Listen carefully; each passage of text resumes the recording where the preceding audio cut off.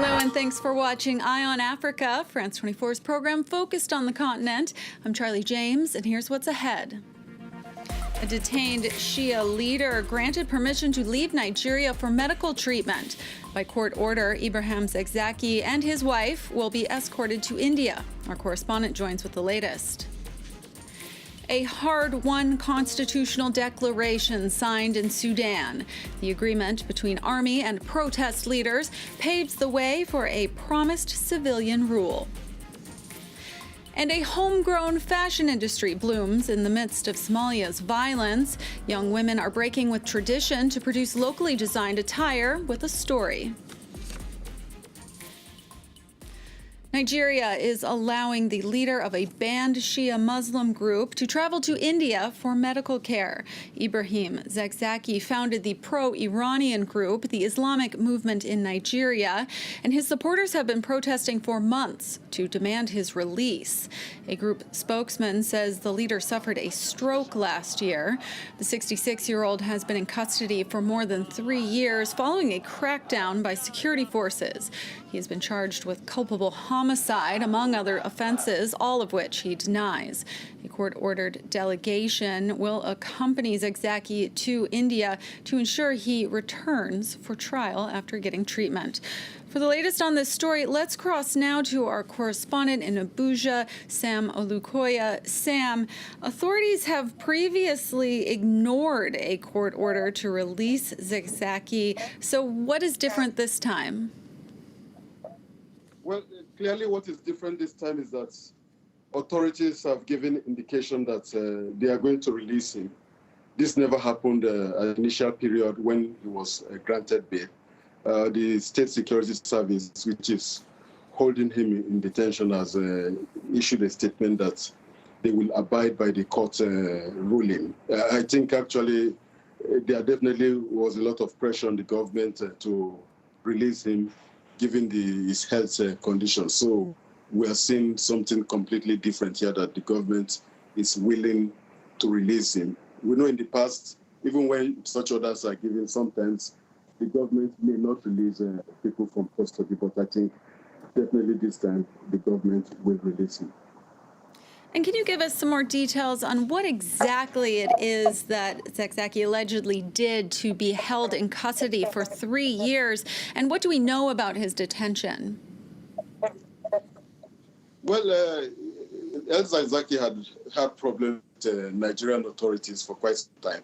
And it reached a climax 3 years ago when his members were said to have stopped the head of the Nigerian army from using the road close to where the sects were having their religious activities, and this led to an attack by the military on the sect headquarters. And subsequently, he was detained together with his wife. And one of the key charges they have against him is the death of a soldier who was involved in the assault on his headquarters. Since then, he's been, at least according to his members, he's been held under very terrible condition. Foreign doctors visited him and they said he faces a life-threatening situation. Bullet wounds he sustained 3 years ago have not been treated. Both him and his wife, they still have bullets lodged in their body. He has lost one eye, and they said he's in the process of losing the second eye. The wife cannot walk properly. She has to be on a wheelchair. And the last 2 court sittings, actually, they were unable to come to court because of their health condition. Of course, the fact that they have to travel to India for treatment, what the doctor said here is that he cannot get that kind of treatment here. He needs to be treated abroad. So that, of course, shows the seriousness of his health condition. France 24's Sam Olukoya in Abuja, thank you so much for that update. Next, overnight Sunday, a car packed with explosives collided with other vehicles outside a Cairo hospital, causing an explosion that has killed at least 20 people. Dozens more were injured in the blast, which ripped open Egypt's leading cancer hospital. Allison Sargent with the details. This CCTV footage shows a car driving the wrong way down a Cairo boulevard late Sunday night. Nearly a minute after it leaves the frame, we see a blast. At first, Egyptian authorities said it was caused by a multi-vehicle crash. Now they say one of the cars was transporting explosives that were then set off by the collision, a scenario some witnesses already suspected. There was an extremely loud blast. There's no way it was just cars crashing. The car must have been rigged with explosives. They were taking people out and the people were melted together. The blast took place outside of Cairo's main cancer hospital, which had to be partially evacuated. But police don't believe the hospital was the target. They say the car was being driven to another location to be used for an attack by the Hassam militant group, which Egypt accuses of being a wing of the outlawed Muslim Brotherhood. Offering his condolences, the Egyptian president called the explosion a terrorist incident. The Egyptian state is determined to confront acts of terrorism and uproot them with all its institutions. Attacks in the Egyptian capital are rare, but the past year has seen several bombings near the Giza pyramids, most recently in May when a bomb targeting a bus injured a dozen tourists.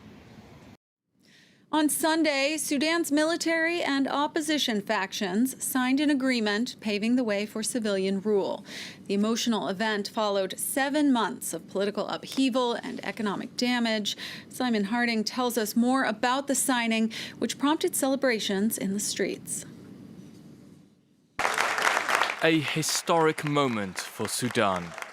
After months of turmoil, protest leaders and a transitional military council signed a constitutional declaration which will enable the country to move towards civilian rule.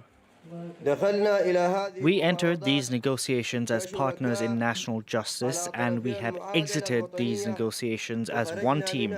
Our concern is the whole of Sudan. The national will has triumphed. The result is that there is no winner or loser because the interest of the nation stands above all in this agreement. The declaration sparked scenes of wild happiness in the capital Khartoum and across the country. Thousands paraded with Sudanese flags, hugging and chanting together to celebrate the terms of the pact. Sudan will now enter a 3-year transitional power-sharing period. A governing body of 6 civilians and 5 generals will be formed, with a civilian prime minister to head the cabinet. It's a historic day for Sudan. This is the beginning of peace, development and security. That's what the people want. Sudan in general needs peace. Today we're very happy for Sudan and the agreement. This agreement reached today is not the end. The agreement puts an end to 7 months of turmoil, which culminated with the overthrow of former President Omar al-Bashir. The long transitional period is seen as a victory for protesters who wish to dismantle the al-Bashir political network. Gambia is set to release 3 hitmen who confessed to high-profile killings. They are former army officers who told a truth commission they participated in murders at the order of former President Yahya Jammeh. In July, Lieutenant Malik Jatta admitted that he and 2 other members of Jammeh's hit squad shot and killed a prominent journalist. The nation's justice minister said the men's release is a necessary part of the process of the Truth, Reconciliation, and Reparations Commission.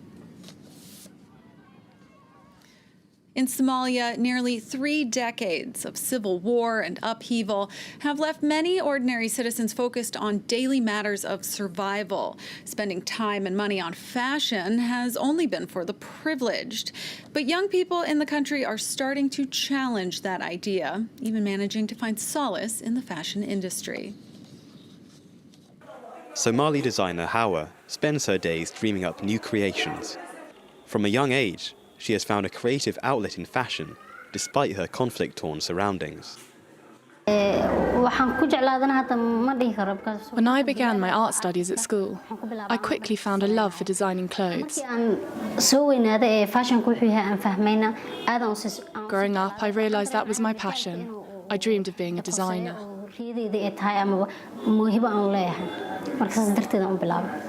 Somalia has been ravaged by decades of war, and the Islamic militant group Al-Shabaab stages regular attacks, making life here precarious. Muna, another Somali designer, set her sights on proving that it was possible to inject creativity and hope into daily life. My priority was to be an inspiration for young Somalis. To show them that it's possible to succeed in their country, that you don't need to leave to do that. Success means starting a business in the clothing sector, but also offering locally produced fabric to clients. In the capital, Mogadishu, fashion choices are often limited and very costly. The clothes are often too big. We have to take them to a tailor to be resized.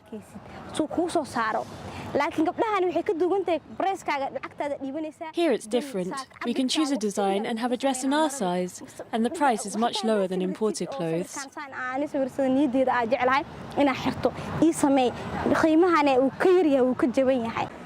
And fashion is not only for women. Some young men are also venturing into the sector, despite the weight of strict traditions that could discourage them. That's all for this edition of Eye on Africa, but don't go away. More news coming up next right here on France 24.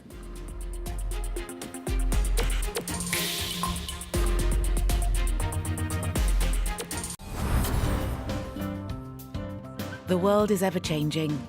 The news doesn't wait. That's why at France 24, we'll always be there to help make sense of world events. For the best international coverage, 24 hours a day, no matter what. France 24, with you everywhere, all the time. Liberté, égalité, actualité.